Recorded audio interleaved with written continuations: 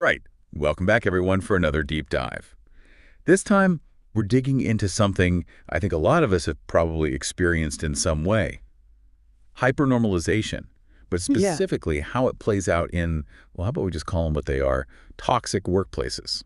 Yeah, and you've given me some fascinating material to work with for this one. I'm excited to unpack it all. Me too. So, we've all probably experienced those little everyday annoyances at work, right? Right.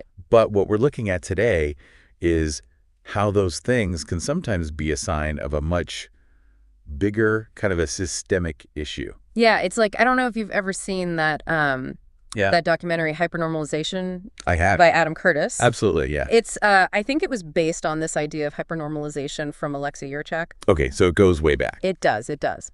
But so how do we actually see that playing out, like, on a daily basis in these toxic workplaces? So I think the source material you gave me does a really good job of pointing out a few kind of key examples of this. Of these seemingly small, like you said, everyday behaviors that people will kind of just shrug off as part of the job, Right, exactly. but they're actually quite harmful, like in the long run. Okay, so give me an example. So one would be overwork disguised as dedication. Okay, so like you're expected to answer emails at like midnight Yeah, or come in when you're sick, and it's seen as like you're such a hard worker and dedicated, but it's actually just leading to burnout. right. And it's often rationalized or even celebrated. Like you hear people bragging about how many all-nighters they've pulled. Yeah. And it's like almost like a badge of honor. But Yeah.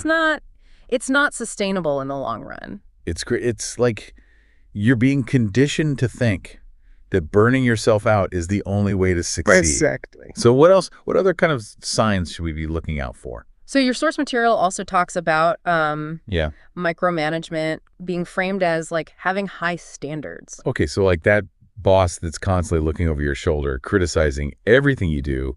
Yeah, like making you feel like you can never do anything right. Right. Oh my gosh. And that leads to such a like suffocating environment where creativity and any kind of independent thought is just stifled. You're walking on eggshells all the time, Exactly. afraid to make a mistake. And it's emotionally draining too. Oh yeah, for sure. It's like Yeah. your self-worth is just constantly being chipped away. Absolutely. And so, okay, so this is all pretty bad so far. Yeah. What else is in this material that we should be thinking about? So your material also mentions things like bullying and gaslighting as kind of major red flags. Okay, so we're getting into some serious territory here. Yeah, and those are things that are intentionally designed to, undermine your confidence, make Yeah. you doubt your own perceptions. So like spreading rumors, making you question your own sanity. Yeah, and, gaslighting in particular.